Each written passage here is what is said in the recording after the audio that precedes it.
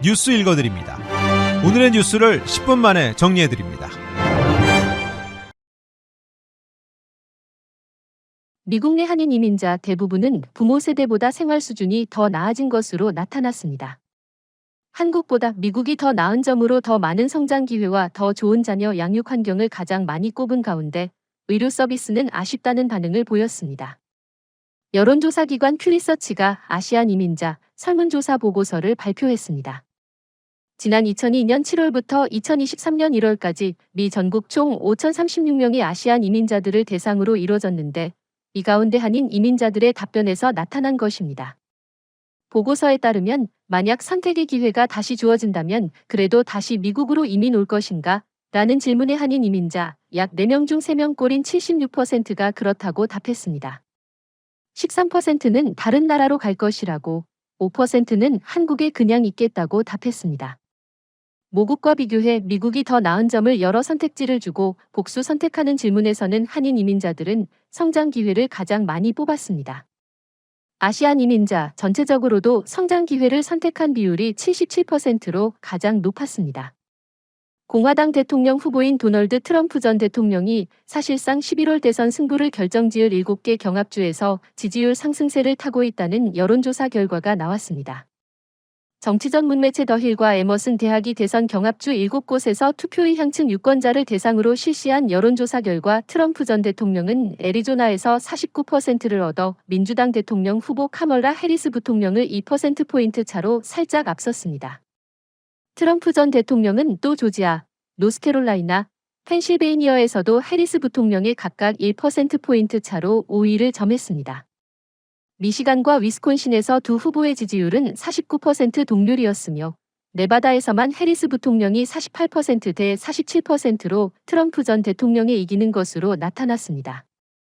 트럼프 전 대통령이 4승 2무 1패로 앞서고 있지만 두 후보의 지지율 격차가 모두 오차 범위 내여서 여전히 승부의 향방을 예상하기 어려운 초박빙 접전이 펼쳐지고 있다는 분석입니다.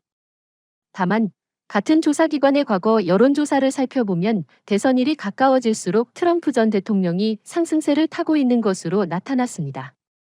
에머슨 대학의 여론조사 관계자는 해리스 부통령은 아시아계 유권자와 젊은 유권자 사이에서 조 바이든 대통령보다 강세를 보였지만 무당층과 고령 유권자 사이에서는 바이든 대통령의 2020년 지지율에 미치지 못했다고 설명했습니다. 대선과 함께 상하원 선거도 실시됩니다. 미국에서는 입법권이 온전히 의회에 있을 뿐 아니라 상원과 하원이 갖는 독점적 권한도 막강하기 때문에 대통령만큼이나 상하원의 향배도 중요합니다. 현재 상원 선거 판세는 공화당이 다소 우세한 것으로 나타났습니다. 연방의회 선거에서 상원은 전체 100석 중 34석, 하원은 435석 전원을 선출합니다. 언론 보도와 주요 통계 사이트들의 분석을 종합하면 상원은 공화당이 유리하다는 평가가 나왔습니다. 조사업체 272위는 상원 34석 중 공화당이 13곳, 민주당이 20곳에서 앞서고 있다고 분석했습니다. 이번에 상원 선거가 실시되지 않는 지역구들과 합치면 공화당은 51석, 민주당은 48석이 됩니다.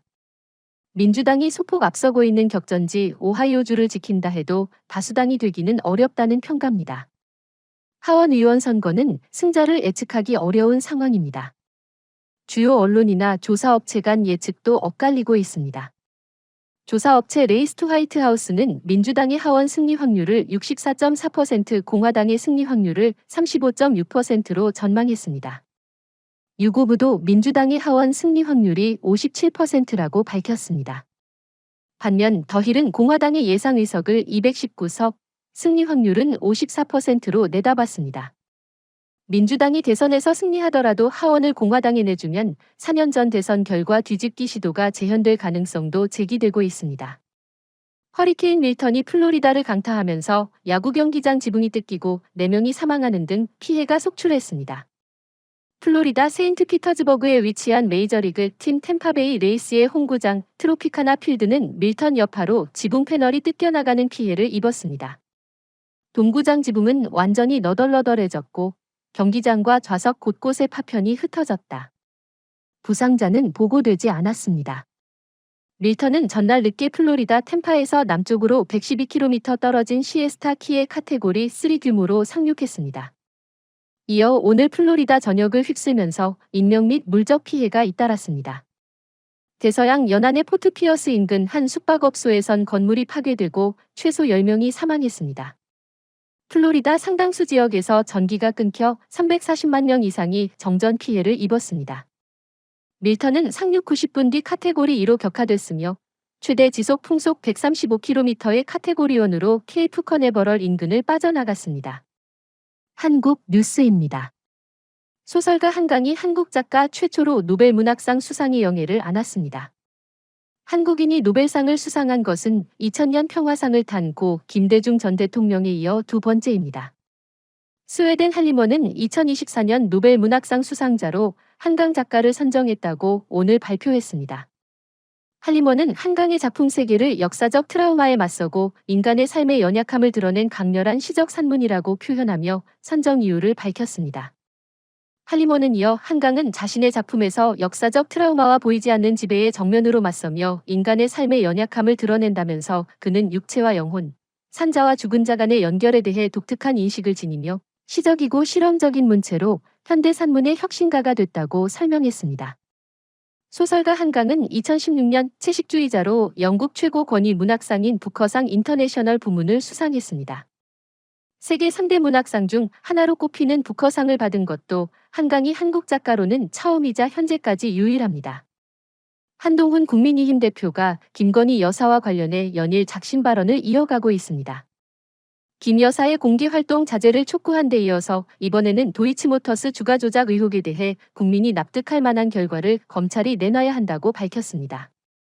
최근 친한계를 중심으로 검찰이 김 여사를 불기소 처분하면 야당의 특검법 공세 방어가 쉽지 않을 거라는 전망이 나왔지만 한 대표가 이와 관련해 언급을 한 건 이번이 처음입니다.